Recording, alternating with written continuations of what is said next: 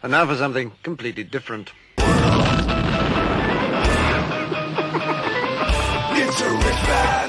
Forget everything you've been told by others before. Get ready for the real deal, the full story, real talk about money, markets, life. Now, it's The Real Investment Show with Lance Roberts, presented by RIA Advisors. And welcome back to the show this morning. Well, it is Tuesday. That's technically speaking Tuesday. And after the big sell-off yesterday, what's going to happen next? We're going to get into that this morning, but I thought this morning, interestingly enough, so we have another billionaire going into space today, right? So Jeff Bezos and his brother flying out of Van Horn, Texas. Thank you. I drew a blank there for a second. Such a remote place, I couldn't remember. It's a garden spot. It is. But anyway, launching out of Van Horn, Texas today to go into space. Now, interestingly enough, look, Richard Branson did it first. Now we've got Jeff Bezos going to space. Look, this isn't really going into space, by the way, okay? This is just extremely high altitude flights. And what I mean by that is even Neil deGrasse Tyson out this yesterday saying, look, going into orbit, right, actual space is an entirely different adventure, an entirely different spacecraft. So nonetheless, though, very cool that, build your own spacecraft, fly very high altitudes. That was our dream when we were kids, exactly. Right? Well, and so apparently it was Jeff Bezos' dream too, right? And so him and his brother going up there, and they're taking an 18-year-old tourist with them. Now, here's the funny story about the tourist. There was an auction for that seat, and somebody paid $28 million to go into space with Jeff Bezos. Couldn't go. He had a scheduling conflict. Let me ask you a question. For $28 million, you couldn't move your scheduling conflict? I mean, how important is watching your cat? I mean, you could do that tomorrow. Yeah. Right? Yeah. $28 million. That better be one hell of a scheduling conflict. I'm sorry, my doctor wouldn't move my colonoscopy. I mean, $28 million, it'll wait, right? Either that or it's the neighborhood kid the father doesn't want his daughter to date. Could be that too. Problem solved. Problem solved. Anyway, so this is what's going on today, kind of on the headline news. $28 million. My butt would be in the seat. I don't know about you. It's a tax write-off. Maybe this is his son. And on this date in 1969. Yes. Neil Armstrong on the moon. Absolutely. And also one of the inspiring moments for Jeff Bezos to go into space. Yes. Right? He wants to be Dr. Evil. Have you? I did a tweet on this, by the way. Have you looked at Dr. Evil from Goldmember and Jeff Bezos? They're never in the same room at the same time. Exactly. All I'm saying is $1 billion. Could it be? Could it be? Okay, you'll know this goes too far if he gets a mini-me. That's all I'm saying. Anyway, let's get back to let's get back to serious stuff this morning. Markets were down yesterday, and again, we've kind of been talking about this for a while. Our sell signal was in place. Money flows were drying up. We triggered a MACD signal yesterday. So very interestingly, it was Jim Cramer came out yesterday and says, this selling's not going to be over until we get all the speculators on. Can we just keep this in context that when you look at a chart, we're barely off the highs. I mean, we're down like 2.5% at this point. Can we just put all the media angst into a bottle for a moment? This is a much needed correction. The markets were very extended here. They did hold support at the 50-day moving average yesterday. This is critical support. Market has consistently held this level of support going all the way back to really November of last year. Importantly, though, it doesn't mean necessarily that the sell-off is over now just because we bounced off of it yesterday. Very likely we're going to retest it again, maybe even break it before this is over. So again, just kind of keep paying attention to what's going on here. Sell signals are still firmly in place. Don't get too excited today. This rally very likely will be short-lived. It looks like a kind of just what they call a dead cat bounce at this point. Going to move back up towards the 20-day moving average. That may be about all we get out of this. Again, we'll see what happens over here the next couple of days. But again, a little bit early. We just really kind of started this sell-off just a couple of days ago. So again, we've had four days of downward pressure on prices. So a bounce today, absolutely, not unexpected. But again, it's a little bit early to say, well, the sell-off's over now and we're going to be running back off to new highs. We're also moving into, again, the weaker part of the year. August and September tend to be weaker months of the year. That tends to be lower rates of return. A little pickup in volatility, of course, and also potential for a bigger correction. If we start to look at some of the other areas of the markets as well, is really where some of the other kind of concerns really come out across the board. Taking a look at small caps, they have really been underperforming and have come down sharply. Clear breaks of the 50-day moving average, actually pushing back towards a test of the 200-day moving average. That kind of small cap index, that's where been a lot of the speculation has been. Same way with mid cap stocks as well. When you take a look at the mid cap 400 on the S&P, clear breaks of the 50-day moving average, pushing back down towards the 200-day moving average. Clear pressure there as well. Another area where there's been a lot of speculation in markets. Again, just seeing a little bit of this unwinding of the speculation. And really, if you take a look at small caps and mid caps, they've been topping now for months. Really haven't made a lot of progress, have really been underperforming the S&P 500 at large. Speaking of the S&P 500, take a look at the NASDAQ. It is still well above the 50-day moving average, still a good bit more to go if we're going to correct back at least just to support on the 50-day moving average. The NASDAQ had gotten very extended, very overbought in the short term, still well within a sell signal as well. MACDs are triggered here. So again, there is more room for the NASDAQ to correct, and that's going to show up mostly in the sell-off in things like Apple, Microsoft, Amazon. The big kind of FANG stocks have really been the driver for the markets. Now, interestingly, yesterday, we saw a lot in the technology space, saw a lot of the kind of the newer IPO companies that came out actually performing better yesterday. A lot of the companies that you'll find inside of ARK Innovation Fund, et cetera, Cathie Wood, they were actually trading up yesterday. A little bit of speculative bid, but again, overall, what's going to drive the NASDAQ is those big major FANG stocks, so keep watching those. Also remember that the markets tend to price in things about 6 months in advance. So a lot of this run has been on expectations of this quarter's earnings. And so markets have gotten very ahead of themselves in terms of what to expect in terms of actual earnings growth and particularly actual revenue growth. So there's still a good bit of disappointment. We are just getting into this week and next week, really kind of the big announcements from all the major companies. Facebook, Apple, Microsoft all report next week. So again, there is still very much a lot of risk in the markets here over the next couple of weeks of disappointment because markets have pretty much priced in a lot of the earnings that we're going to get. In fact, that was a topic we covered in this past weekend's newsletter. So if you go to the website, realinvestmentadvice.com, click on the newsletter link, we actually kind of go through some of the earnings analysis for this quarter because, again, earnings on a quarter-over-quarter basis are actually going to be lower than they were in the first quarter.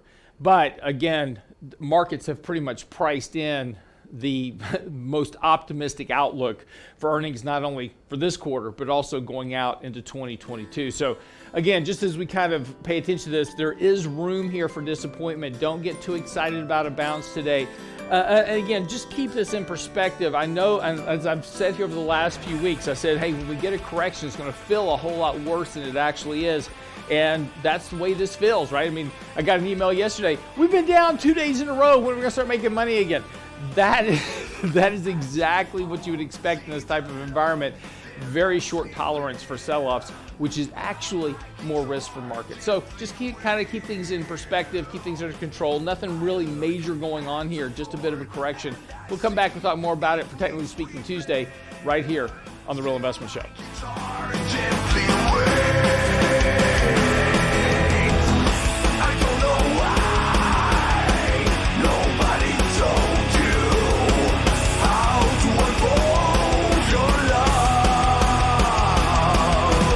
Get daily investment news you can use, delivered at the speed of the internet at realinvestmentadvice.com. Declare your financial independence. Our next Candid Coffee can liberate you from the stale rules touted by mainstream financial media. Know the enemies of your wealth and fight them on your terms. We'll arm you with the information you need at our next Candid Coffee with Richard Rosso and Danny Ratliff, Saturday, July 24th. Register now at realinvestmentadvice.com. The Financial Independence Candid Coffee with Ratliff and Rosso. Realinvestmentadvice.com. The Real Investment Show.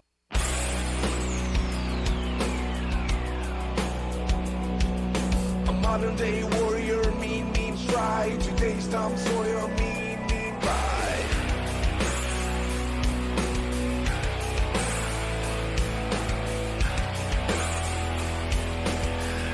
And welcome back to the show this morning at 6:17 as we kind of get this Tuesday morning edition underway on this Technically Speaking Tuesday. And again, so just a little bit about, kind of where we are.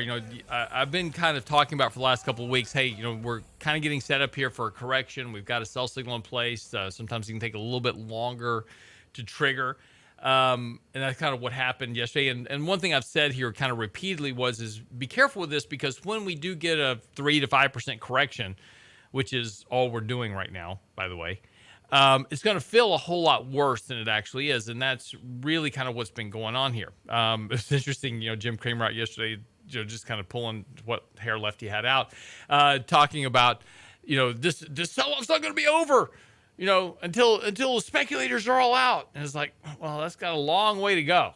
If that's going to happen, we've got a long way to go. I got a chart this morning in our Technically Speaking report showing estimated retail flow into U.S. equities and the indicator of kind of risk-seeking behavior of investors. And, both of these are at records. So if we're about to wring out the speculators, we're going to have a much, much bigger correction on our hands than we have right now, right? So, this is just, and I'm not saying that's what I expect. I don't expect that at all, because, again, you haven't done anything right now to really break that speculative behavior of the markets. And so people are still betting that this market's going higher. They're still allocated for it. And even yesterday, markets bounced right off 50-day moving average, and we saw money coming into the markets right there at that point yesterday. So, again, you haven't changed the dynamic of the behavior. The speculative behavior is still there pretty much on every front. So, this is kind of the important thing about understanding where we are right now and what's going on. And, again, we've talked about this potential for a corrective action over the last few days. And that's just what's going on here. It's just a bit of a pullback or a correction at this point. We're still very much, as I said earlier, in the middle of earnings season, really just getting into the heart of it. This week and next week is when all companies are pretty much in the S&P going to be reporting earnings. So there's going to be some support for prices from earnings, if they're good, obviously. If not, there could be some pretty brutal penalties. And because stocks are priced for perfection right now. Pretty much no matter how you look at it, valuation-wise, revenue growth-wise, stocks, you're paying a very high multiple for stocks. I had a chart in this past weekend's newsletter talking about price to sales. We're at the highest level in history in terms of price to sales. So, you've got to have some pretty damn good earnings here over the next couple of years to justify price to sales at this level. And that's going to be a very tough ticket, to have happen. But and again, this has been kind of part and parcel of this whole market since March of 2020. We've had massive inflows coming into the markets, both domestically and internationally, right? And money's just really kind of housing into U.S. domestic stocks, particularly this year. We've had just huge inflows this year. And that's why if you take a look, as I was showing you earlier, if you take a look at other areas of the world, right, emerging markets, international markets, they've performed okay, but they very much lagged the advances in the S&P 500 and the NASDAQ. Domestic stocks have done a much better job of making you money this year than international. And that's because money's flowing in. There's so much liquidity in the markets from the central bank of the U.S. as well as the Bank of England and the Euro Bank, Bank of Japan. All that money's trying to find a home, and it's all migrating to the place where there is earnings growth, revenue growth, there is economic growth, and there's relative strength in markets, and that's the U.S. So all that money's got to find a home somewhere, which is why prices have been bid up. But, this is why, another reason that we see the S&P performing better is because money's hiding in those highly liquid mega cap names. These institutional money managers, they're kind of in a trap, just like everybody else. They've got to make money for their clients or they're going to lose business. And we're talking about billions upon billions of dollars. So they've got to chase performance. And so the easiest way and the safest way to chase performance is in Microsoft, Apple, Amazon, Facebook, Google, etc. That's where they're hiding because they're highly liquid. I can sell them. I can sell billions of dollars worth of Apple and really not move the stock very much. Try to do that in a small cap stock. I'm going to crush the stock and I'm going to lose a bunch of money. So they're all hiding there. Everybody's hiding in those same spaces. You take a look at ETF after mutual fund, top 10 holdings, Apple, Microsoft, Google, Facebook. I mean, everybody's hiding in the exact same position. So the problem is twofold, ultimately, is that when there's a reversal and those stocks get sold off, there's going to be a massive outflow of capital very quickly. And that's going to impact all those ETFs that are all linked to the same stocks. And again, don't be surprised. You dig into some ETFs that are, ESG, mid cap, others, and you'll find an Apple in there, right? Because they just need to have that exposure to something highly liquid they can move in and out of. So again, we're seeing this across the markets in general, and it's just something important to pay attention to because, again, this little correction we've had here over the last couple of days, really isn't all that much. It seems, I know it seems a lot worse than it actually is, but it really isn't. We were talking about this relative performance of the U.S. versus international. If you take a look at a dollar indexed basket of the rest of the world versus the U.S., you can see the outperformance really since 2020. By the way, the National Bureau of Economic Research came out yesterday and said the recession officially ended in April of 2020. So that means that the recession was February, March of 2020. We had a 2-month recession. That's really not surprising. I'm going to talk some more about that in the next segment here. Why that is and why it doesn't preclude another recession in fairly short order.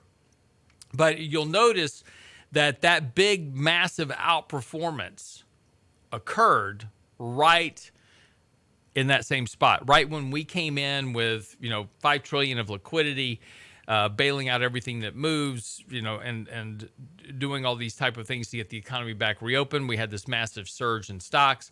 And so not surprisingly, the U.S., which has been recovering a lot faster than the rest of the world, has really outperformed the rest of the world as a whole. And that outperformance is what's dragging all those money flows internationally into the U.S. Now, one thing to remember, though, is if that ever changes and we ever reverse that to where international begins to outperform the U.S., the opposite will occur.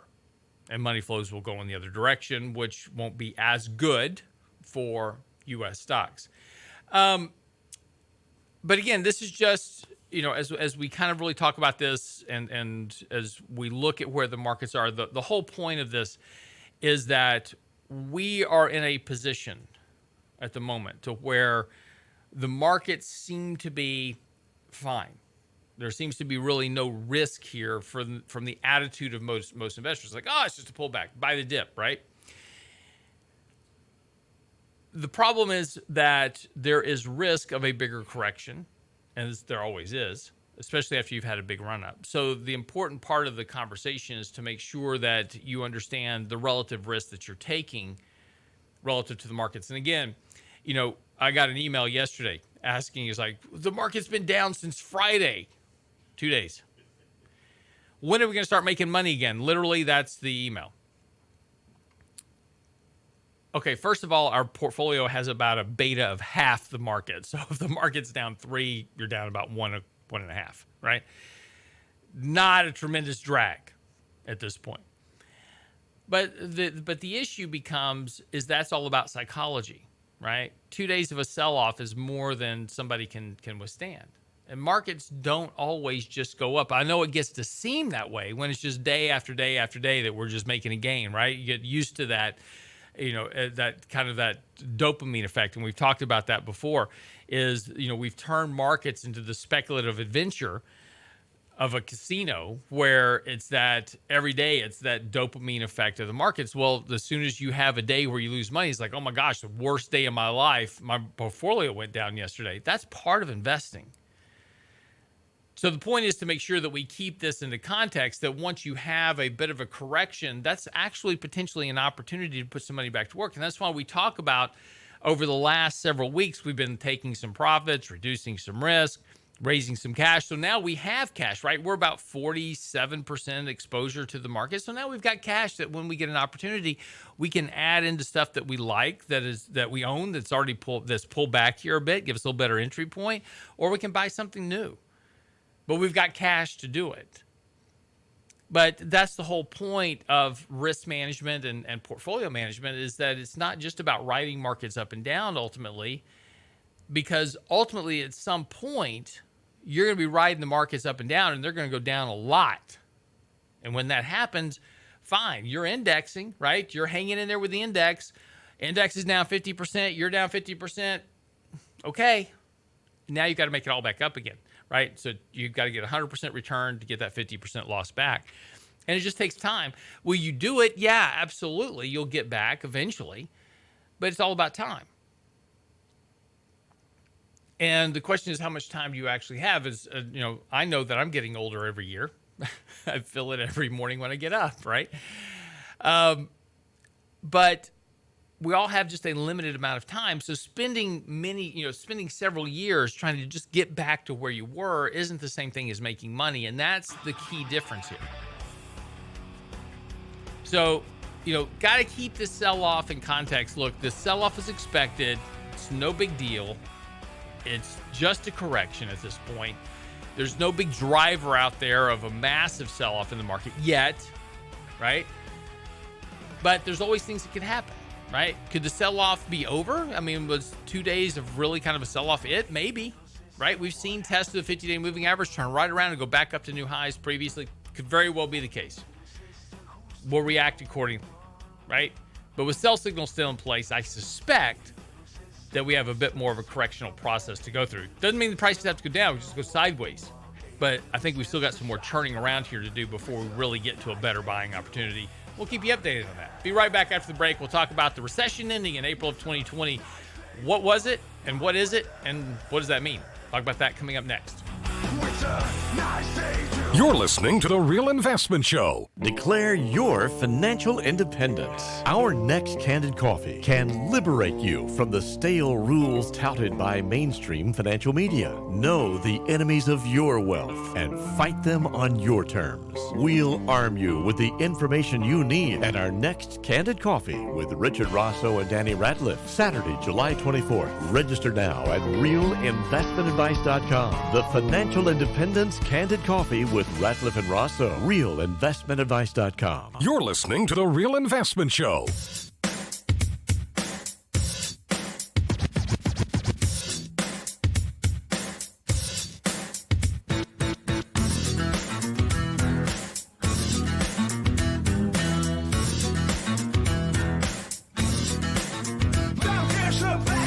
And welcome back to the show this morning. So, yesterday, the National Bureau of Economic Research, they are the official kind of prognosticators of recessions, I guess. They're the ones that determine when a recession starts and ends. Now, importantly, and as you will now find out, is that the National Bureau of Economic Research pinpointing the exact starts and ends of recessions are pretty useless in reality, because they don't tell you a recession is going to start before it starts, and they don't tell you that it ends until well after it ends. And this is normally the case. It's about a 6-month lag or more between those 2 points. So really, only from a historical standpoint does the data make any difference, right?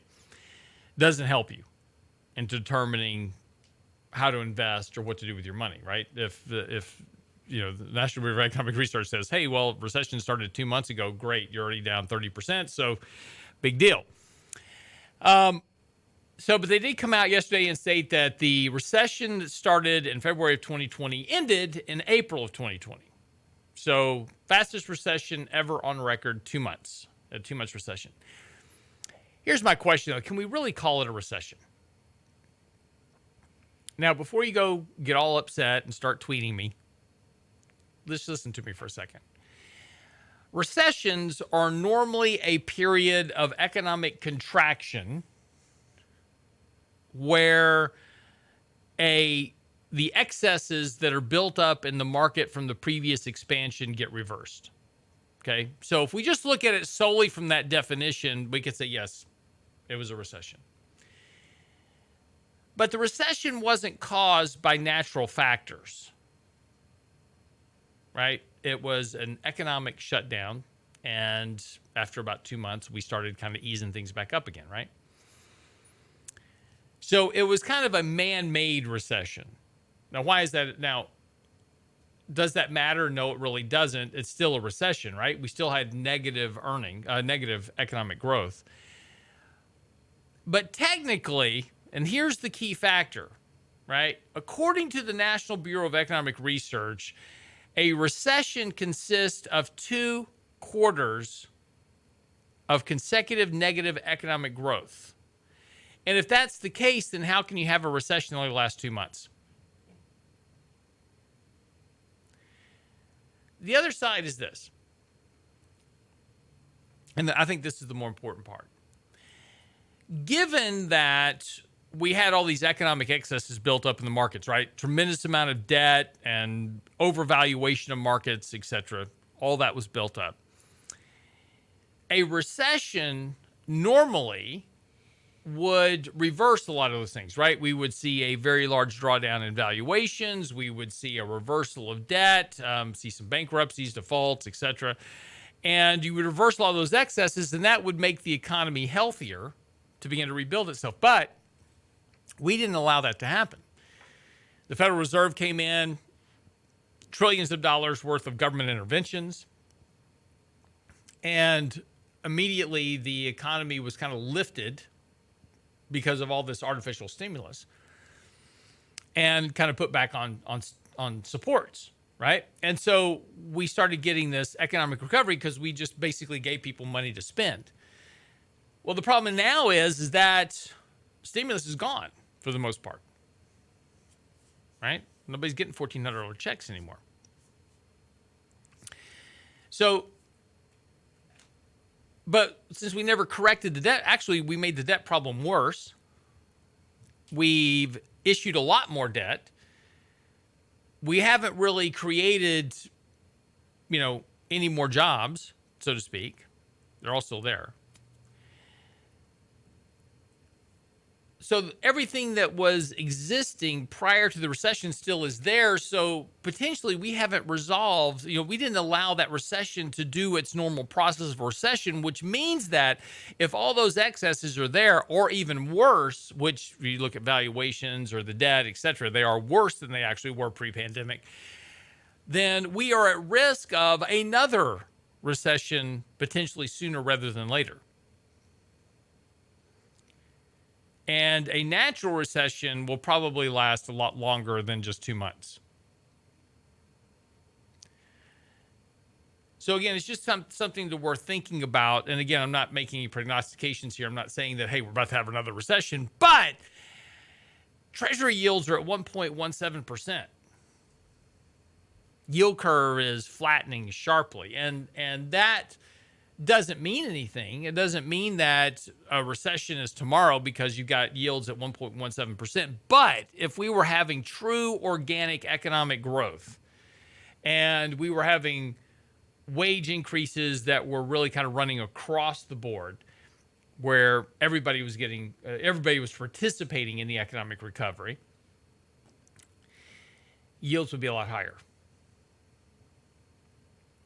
And, the thing about yields is they are a predictor of future inflation, economic growth, et cetera. And the reason they're predictors, as we've said, we've done articles on this before. If you go to the website, realinvestmentadvice.com, just search bonds in the search bar at the top, and you'll get articles up, why bonds aren't overvalued. Bonds cannot be overvalued. It's the biggest myth on the markets. Why can't bonds be overvalued? Because bonds are a function of a return of principal. If I loan you money, you've got to pay me back, right? So if you've got to pay back that loan at face value, which you do, and pay me a set interest rates, how can bonds be overvalued? Now, can bonds get overvalued or undervalued on the secondary market where we're just trading bonds? That answer is also no.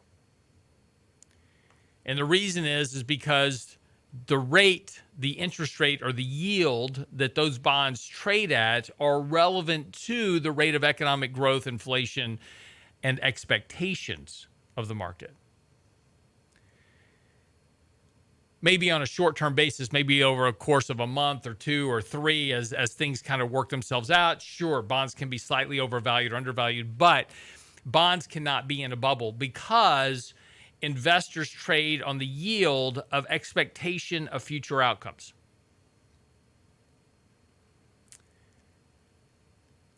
Unlike a stock, which has no finite terminate value. So these are the things that, we're going to have to deal with. And as we start to look forward here over the course of the next few months, I mean, we've got to think about this, reality that we had a quote unquote recession with quote fingers because it was artificial, right? We just made the decision to shut down the economy. That caused the recession. It wasn't a naturally occurring. We were going to get a recession anyway, right? We already had an inverted yield curve. There was already things going on saying, hey, there's something wrong with the economy. And we just kind of shot it in the head with this idea of just shutting the economy down, right? But all of the processes that occur during a recession, that recession should have lasted 3, 6, 9, 12 months and allowed that debt process to reverse. But since we didn't allow that to happen, we still have all that potential built up into the system, right? That's still got to correct itself at some point. When? Who knows? But the odds are that, and what interest rates are telling us and what the yield curve is telling us is that we are likely going to be experiencing a recession sooner rather than later. In other words, it's not going to be another decade most likely before we see the next recession, right? There is an issue that we've still got to resolve, and recessions aren't bad things, by the way, right? We all have this, this is the problem with the government is like, oh my gosh, we can't have a recession. No, we need to have recessions. Recessions are a healthy thing. We can be very productive if we stay awake, right? But we've got to go to sleep and rest so that we can get up and be productive again. If you just try to, bypass the sleep part, bad things tend to happen, right? You can actually die from sleep deprivation. Same thing for an economy. The economy's got to go through a contraction to reset all those excesses, let the economy heal up, and then it can grow again. But the problem is by continuing to deprive the economy of those sleep periods, we make the situation worse and worse and worse and worse, and eventually the recession that does come is going to be a catastrophic event that even the Fed can't bail out. And that's the risk we run. Now, that could be 50 years from now, right? It may not even be in our lifetimes. Who knows, right? But that's the point, is that we're creating an environment within the economic system that is untenable long term. So, just something to think about. Recessions are not a bad thing. They're actually a good thing. We just don't want to go through them because they're not any fun. And they don't get you reelected, by the way. When we come back from the break, a couple of other interesting headlines out this morning and a couple of things going on that tell you that we're still very, very much in kind of the bubble mania period of the market. And we haven't, this little correction we're having here isn't solving that issue any period short term. Be right back after the break. We'll talk about that and take your questions and comments right here on the Real Investment Show. Don't go away. And the boys they take us on better. They all want me, they can't have me, so they all come and dance beside me. Move with me, chat with me, and if you're good, they'll take you home with me. Dale la cuerpa, alegría, Macarena, pues su cuerpo dará la alegría, cosa buena. Dale la cuerpa, alegría, Macarena, hey Macarena, alright. Dale la cuerpa, alegría, Macarena, pues su cuerpo dará la alegría, cosa buena. Dale la cuerpa, alegría, Macarena, hey Macarena. Now don't you worry about a You're listening to The Real Investment Show. Declare your financial independence. Our next Candid Coffee can liberate you from the stale rules touted by mainstream financial media. Know the enemies of your wealth and fight them on your terms. We'll arm you with the information you need at our next Candid Coffee with Richard Rosso and Danny Ratliff, Saturday, July 24th. Register now at realinvestmentadvice.com. The Financial Independence Candid Coffee with Ratliff and Rosso. realinvestmentadvice.com. You're listening to The Real Investment Show.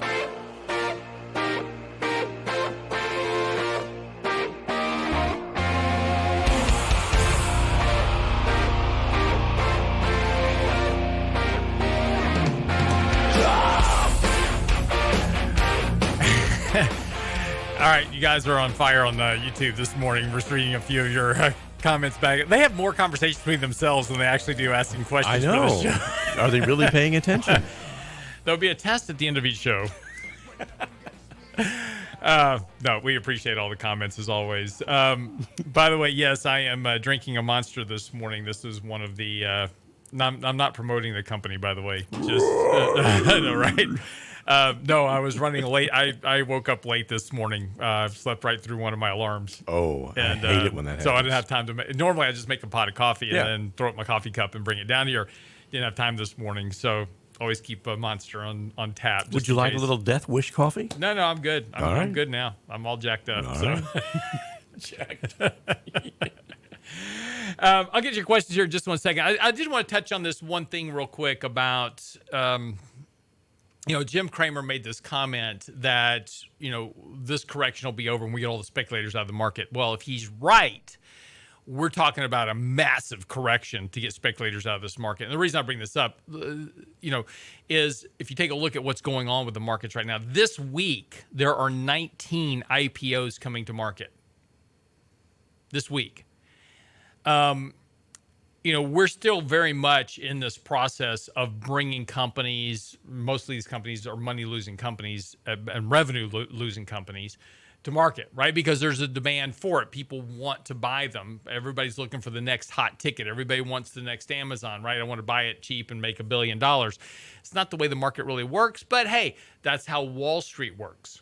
Wall Street's here to sell you product, and they're more than happy to bring it to you. And this is why, JP Morgan out this morning, we're raising our price estimates for the S&P to 4,600 this year.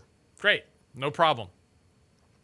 If JP Morgan came out and said, hey, we're going to lower our price targets to 3,000 this year because of speculation in the markets, everybody would sell their stuff, right, and go to cash. That's not very good for JP Morgan, who's bringing these companies public, right? So, you got to be careful about what you read in the media because there's a definite bias to what happens in the media because they're selling you product. And same thing on social media, by the way. They're selling you product. That's how the world works, right? That's capitalism at work. Nothing wrong with it. Just understand what it is. Here's another really bad idea that would only exist at the peak of a bull market. The NASDAQ is planning to spin out a marketplace for shares of private companies with a group of banks. Let me just read you the caption here. NASDAQ is teaming up with a group of banks to spin out its marketplace for shares of private companies in a move that could help drive more deals to the NASDAQ private market. It's reported by Wall Street Journal. Let's see who the culprits of the banks are that are joining into this system with the NASDAQ. Goldman Sachs, Morgan Stanley, as well as SVB Financial Group and a parent of a Silicon Valley bank.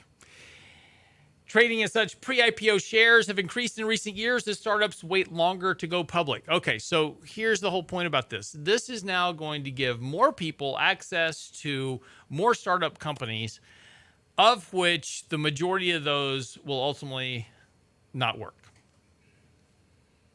And people lose money. But this is what you see. Now, see, we have all these rules for accredited investors. Right? You got to have $1 million in net worth or $350,000 of joint income with you and your wife or $250,000 yourself. We have all these rules for accredited investors that are set there because if you have accumulated that much money or if you are making that much money, you should be smart enough, in theory, to analyze and understand the risk that you were taking by investing in very speculative investments. So basically, if you read the prospectus of a lot of these private investments, it says the risk is all on you. If you lose money, tough luck. You understood what you were getting into. That's the way private investing works. It's not a very good idea for the average mom and pop investor trying to build wealth for themselves. Now, if you're smart enough, look, I'm not saying you shouldn't do it, right? I mean, if you're smart, I mean, I do it personally, right? But I'm smart enough and I'm experienced enough to analyze the company, look at the financials, understand the cash flows, understand the business model, and I'm capable of making sure that company can operate successfully. Has it always worked out? No. I've had a couple of companies didn't work out. That's part of business. Fortunately, the ones that did work out made up for the ones that didn't. But that's part of business, right? That's part of being in business, and investing in those type of companies requires an understanding of risk. And the problem, and the point about this is, I'm not making a judgment on whether the NASDAQ should or should not do this. All I'm telling you is that this isn't going to work out well for a lot of small individuals, because this is the type of activity that you see at major market peaks. And this is a money grab by these banks. Here's another opportunity to sell more, offload more stuff. Look, do you think, here, let me just put this to you, right? So who's involved in this deal with the NASDAQ on these private companies? Goldman Sachs, Morgan Stanley. They're the guys that get approached with the deals first. They are always going to be the early investors into these things. And then they're going to spin them off to this private marketplace for you to buy it. Who do you think you're buying the shares from? Any guess? It may work. It may not. Your guess, right? But you've got to be willing to understand the risk that you're taking. And the problem I have with it is there'll be a lot of retail investors that lose a lot of money and they'll have no recourse. But these are lessons we have to learn, usually the hard way. To your questions here. Yes, please give the channel a thumbs up. We do appreciate it very much. If you're watching our YouTube channel, you can certainly click on the YouTube live stream and join the chat conversation as always every morning, and we'll try to get to your questions at the end of the show. We don't have a lot of questions today, but do have a good question here about oil prices, and that is, what's going on, right? Big correction in oil prices here recently. Not surprising. I'd written about this a couple of weeks ago, talking about how they had gotten very extended. We were three standard deviations above the long-term moving averages. You're going to have a correction in oil price. We're simply going through that correction in price. I think we're going to have a decent opportunity to add to some of our oil exposure. We had sold about half of our oil exposure previously, expecting a correction. So now looking for that pullback here to add back into some of those positions. So again, I think there'll be an opportunity here. It's a little bit early. We still got to go through a bit more of a correction there as well, but I do think you'll have an opportunity. So again, it's not the end of the world, but it's been a healthy correction as opposed to the stock market, where we have not had a really healthy correction yet to buy into. Now, we've had a pullback for a couple of days here. That's not a healthy correction. We've got a bit more work to do. And does that happen now or next month or in August? When September? Who knows? But we'll get a healthy correction at some point that'll be a much better buying opportunity for the markets as well. So, and really when, as we kind of look at the markets in general, and this is kind of the key here over the last couple of days, it's the issue that we're so complacent in the market running up that even a day or two of correction is like, oh my gosh, is this the end of the world type thing? No, and this is the important thing about why we have our technical signals that we talk about in the mornings. We do our 3 minutes, and like today's 3 minutes on markets and money. We'll post up after the show. I'm going to go through all kind of the major markets this morning, and really kind of look at those sell signals across the board, because again, a lot of those are still firmly in place, suggesting that we still have more correctional process to go through. Now, does a correction mean a pullback in price? No. A correction does not necessarily mean that prices have to fall 5, 10, 15%. Could, doesn't mean it has to. Correction can also be the market just going sideways. And we've seen those processes as well before. So what we're trying to determine here is what type of correction are we having and how much more there is it to go. Now, as I said earlier, we're right in the heart of earnings season. Now, markets tend to price in the best outlook for earnings season. So this was actually this past weekend's newsletter. It's on the website. Click the newsletter link at realinvestmentadvice.com. But we actually went through earnings and what's going on, and that markets are priced for perfection. I mean, these companies have got to nail it on both revenue and earnings, or there's going to be a price to pay. And earnings are actually weaker in the second quarter than they were in the first quarter. May not seem that way, but actual earnings themselves, operating and reported both, are actually lower than they were in the first quarter of this year. So we're even paying more for less, and this is why when you take a look at price to sales, you take a look at market cap to GDP, you take a look at just trailing CAPE earnings, right? That's at a record level, 37 times earnings right now, and that's using second quarter earnings. So again, it's just we've got an absolute perfection built into the markets, which certainly leaves the ability to have disappointment. So be prepared for that. Be prepared for a bit of disappointment.